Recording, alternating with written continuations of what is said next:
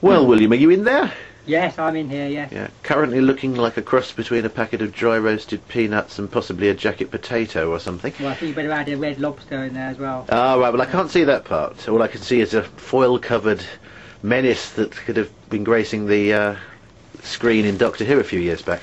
So, is it warm in there then? It's all very warm, yes, yeah, between 40 and 50 centigrade. We can have a look at the thermometer just when I come out in a second. Uh-huh, well that's fine.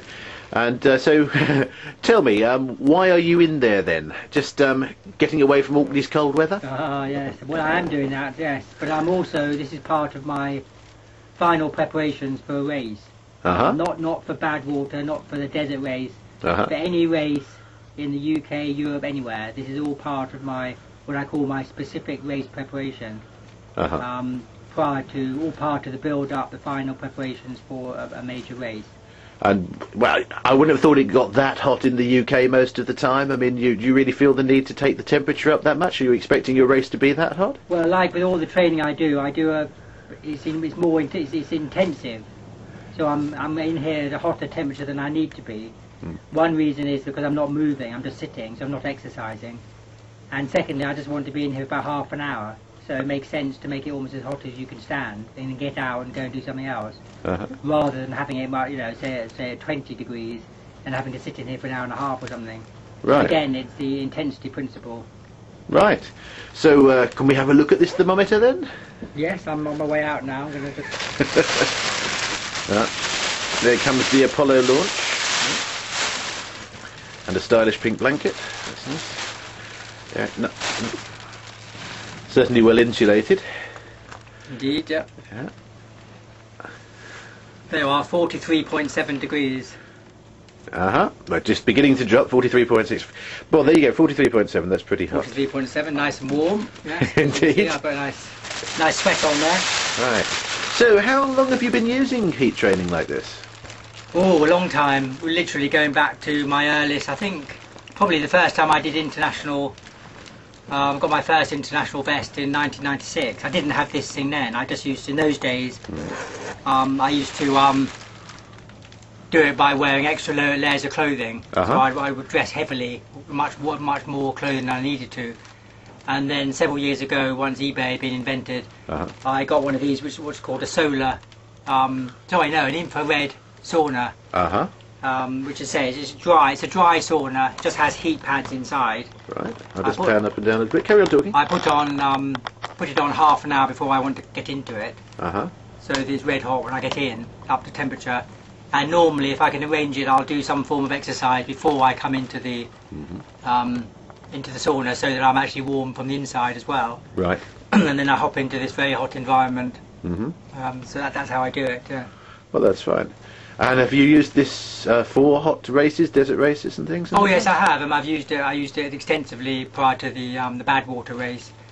And obviously, if you are doing literally a silly hot race like Badwater or a desert marathon or something, yes, obviously it becomes essential. Uh-huh. But the whole point is that I'm doing it before every race. Say races in the UK. I mean, I wouldn't do it for a race in Orkney, but for races anywhere in England, anywhere in Europe, I'm going to. This is all part of the specific race preparation. And is that so that if it happens to be a hot sunny day you acclimatise to the heat, or is there some other reason? Well no, it's basically that's it in one, yes. I mean I'm not prepared to go to a race, perform and then say, oh, missed all my target, it was too hot. I'm sorry, that's not on my list at all. I'm not prepared to do that. For me, I like to be prepared, tick all the boxes. The usual thing is control the controllable, do everything I possibly can to be ready for the race. Yeah. And nowadays, with long-range weather forecasts at the click of a switch on the internet, there's absolutely no excuse for not having a reasonable idea of what conditions you might get in any race you're doing. So that's what I do, and as I say, for any race from April onwards, I will be doing this. Well, that's fine. And I dare say some of the fun runners in the London Marathon wearing their happy gorilla costumes and so on could have benefited from They're probably doing it whilst the race is on, yes. Yeah.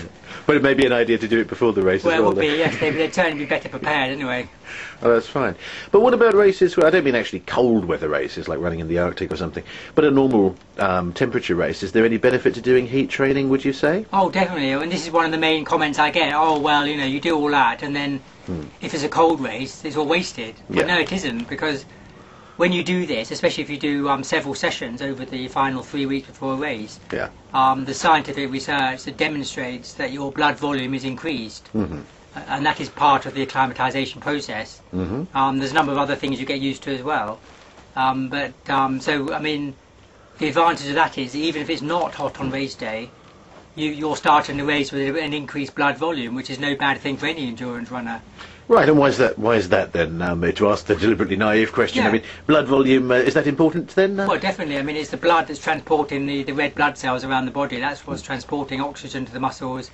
All your other nutrients are being transported, obviously, by the bloodstream. Sure.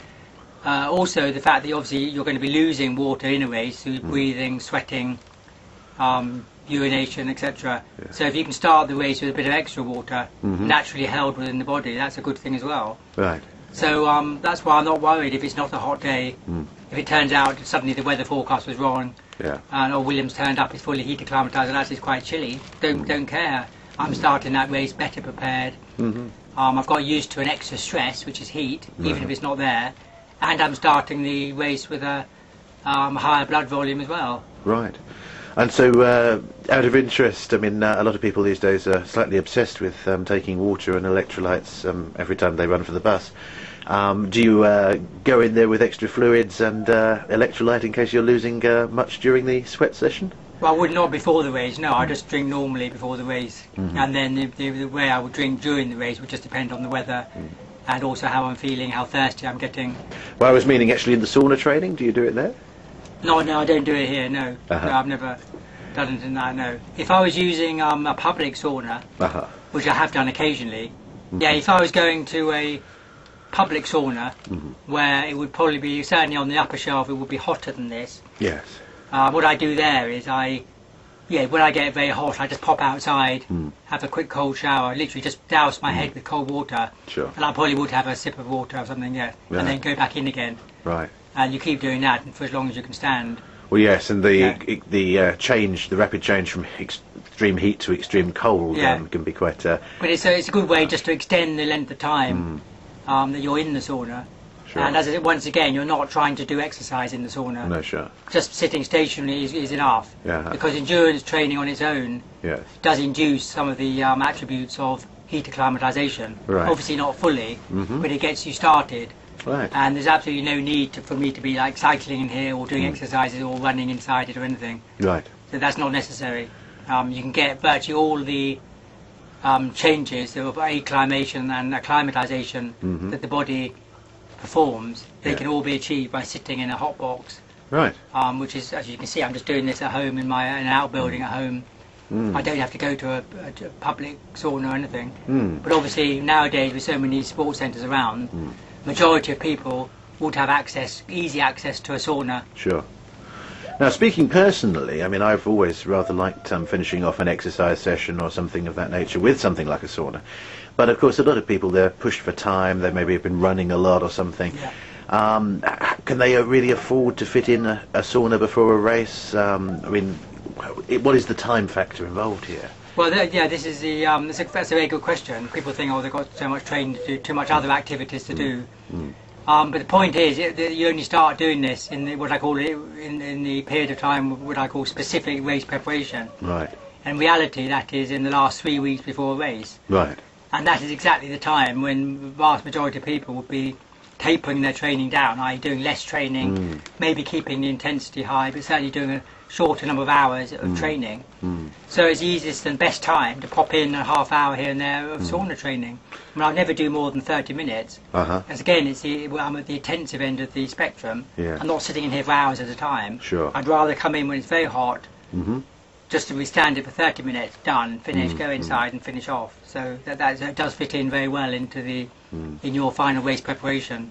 It sounds like a good way of coping with the itchy feet syndrome in the run up to a race as well, when runners just don't know what to do with themselves when they're not running those miles. Yeah, well, definitely. It's again when you're getting twitchy and nervous and you can't go out training like you normally do because you're resting or you're tapering, allowing all the benefits of training to consolidate within the body and the mind. Sure. So yeah, this is something you can do, and you can just sit quietly in here, think about the race, or not think about the race, whichever is your wont. Yeah.